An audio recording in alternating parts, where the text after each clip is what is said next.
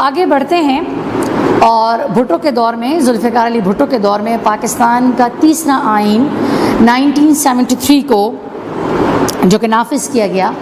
اس کے بارے میں ہم بات کریں گے، اس کو ڈیٹیل سے ڈسکس کریں گے کہ 1973 کا آئین کے بنیادی دفعات کیا ہیں اس کے، اور اس میں کیا ایسی خصوصیات شامل ہیں۔ اپریل 1972 کو ملک میں مارشل لا ختم کر کے ایک عبوری آئین نافذ کیا گیا، اور پھر 25 ارکان پر مشتمل ایک کمیٹی بنائی گئی تاکہ وہ ملک کے لیے ایک مستقل آئین بنا سکے۔ اس میں تمام بڑی سیاسی جماعتوں کو نمائندگی دی گئی تھی، اور یوں 1973 کو پاکستان کا آئین جو ہے، تیسرا آئین جو ہے 14 اگست 1973 کو نافذ ہوا۔ بات کرتے ہیں 1973 کے آئین کی اہم دفعات کے بارے میں۔ تو سب سے پہلے بات یہ ہے کہ یہ ایک وفاقی آئین ہے۔ کس طرح سے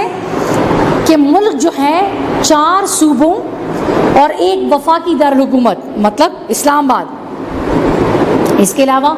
اس وقت جو وفاق کے زیر انتظام ایریا تھے، جس کو فاٹک ایریاز بولا جاتا تھا، اب تو چونکہ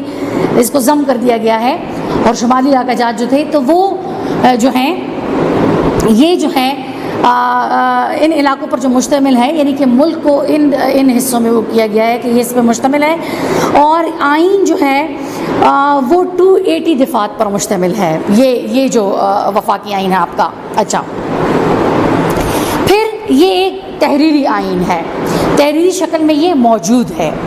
اس کے علاوہ 2 ایوانی مقننہ، ٹھیک ہے، کس طرح سے کہ مرکزی مقررہ 2 ایوانوں پر مشتمل ہے، ایک کو ایوان زیری جس کو قومی اسمبلی بولا جاتا ہے، لوور ہاؤس، اور ایک اپر ہاؤس یا ایوان بالا جس کو وہ ہے سینٹ، ٹھیک ہے۔ تو یہ دو ایوانی مقررہ ہیں، ایک قومی اسمبلی اور ایک سینٹ۔ اب قومی اسمبلی میں تمام صوبوں کو ان کی آبادی کے حساب سے تناسب دی گئی جو سیٹس ہیں، جو اراکین کی سیٹس جو ہیں، اور سینٹ میں تمام صوبوں کو یکساں نمائندگی دی گئی ہے۔ اچھا، پھر 1973 کے آئین میں عوام کو بنیادی حقوق جو فراہم کیے گئے ہیں، تو اس کی روح سے مقننہ جو ہے وہ اس کو ایسا کوئی اختیار نہیں ہے کہ وہ ان بنیادی اصولوں، بنیادی حقوق کی پاسداری نہ کرتے ہوئے کوئی قانون بنا سکیں۔ اچھا، مطلب ایسا کوئی ان کو قانون سازی کا اختیار حاصل نہیں ہے جو کہ ان کے بنیادی لوگوں کے بنیادی حقوق سے متصادم ہو وہ قانون سازی۔ اچھا، پھر ترمیم کا طریقہ کار یا امینڈمنٹ کس طرح سے ہو سکتی ہے آئین میں۔ اب دیکھیں، کوئی بھی آئینی امینڈمنٹ کا یہ جو بل جو ہے وہ کسی بھی ایوان میں پیش کیا جا سکتا ہے، ٹھیک ہے، لیکن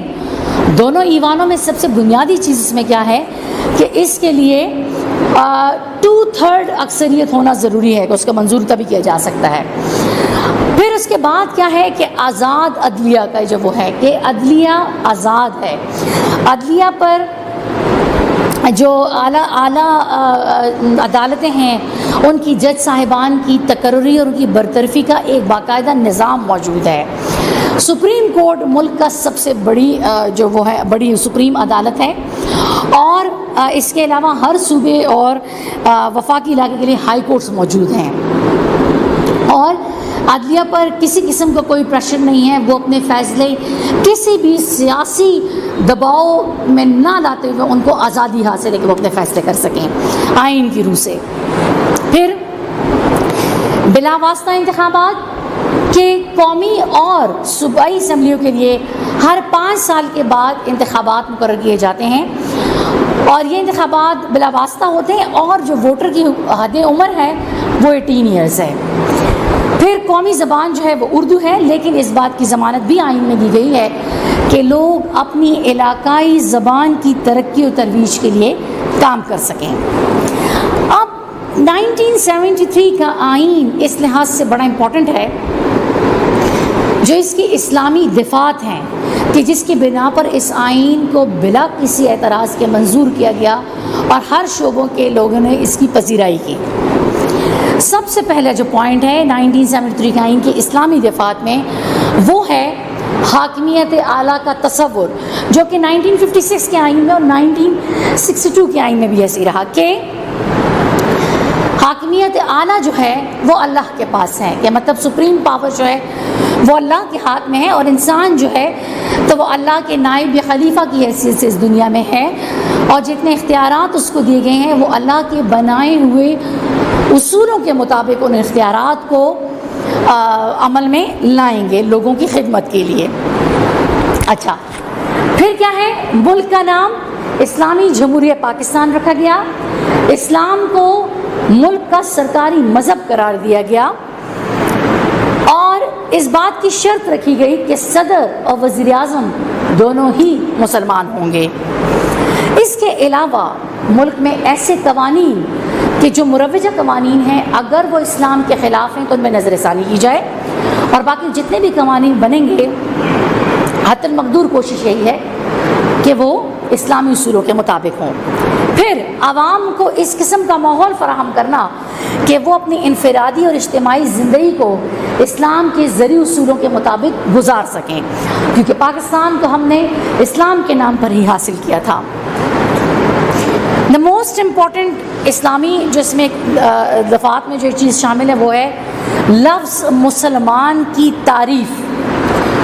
لفظ مسلمان کی تعریف 1973 کے آئین میں کہ وہ شخص جو کہ نہ صرف یہ کہ عقیدہ توحید پر ایمان رکھتا ہو کہ اللہ ایک ہے اور بے شک اللہ ہی کل کائنات کا مالک ہے، اس کے علاوہ عقیدہ رسالت یعنی کہ حضور پاک صلی اللہ علیہ وآلہ وسلم جو ہیں وہ خاتم النبیین ہیں اور ان کے بعد کوئی نبی نہیں آئے گا، تو عقیدہ توحید اور عقیدہ رسالت دونوں ہی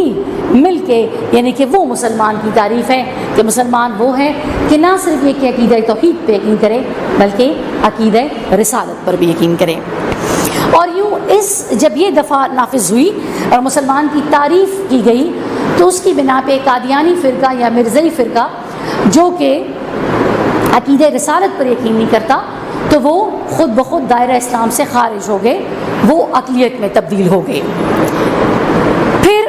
ایک اور وہ کہ اسلامیات اور قرآن مجید کی تعلیم کو لازمی قرار دیا گیا تاکہ عوام اسلامی اصولوں کے مطابق زندگی گزارنے کے لیے سب سے بنیادی چیز یہ ہے کہ آپ کے جو اسٹوڈنٹس ہیں وہ جو ہیں وہ ان کو سمجھ سکیں، ان کی تعلیمات پر عمل کر سکیں۔ پھر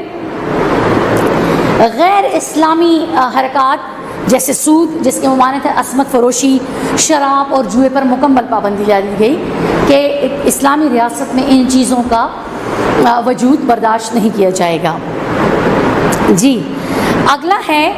اسلامی نظریاتی کونسل کا قیام۔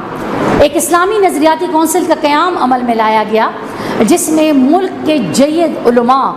شامل کیے گئے، اور ان کا بنیادی مقصد جو تھا اسلامی نظریاتی کونسل کا وہ یہ ہے، پہلی بات یہ ہے کہ جتنے بھی مروجہ قوانین ہیں ان کو دیکھا جائے کہ آیا وہ اسلام کے مطابق ہیں یا نہیں ہیں، اور دوسری بات یہ ہے کہ حکومتی اداروں کو جو کہ قانون سازی کا کام کرتے ہیں ان کو گائیڈ کرنا، ان کی رہنمائی کرنا کہ قوانین جو ہیں وہ اسلام کے مطابق ہوں۔ اچھا، پھر آخری بات وہ ہے اقلیتوں کے حقوق، کہ اقلیتوں کو اس بات کی آزادی دی گئی کہ وہ اپنی مذہبی عبادات کو ادا کر سکیں اپنے عقیدے کے مطابق، اور ان کو بھی برابری کی بنیاد پر مذہبی آزادی دی گئی۔ شکریہ۔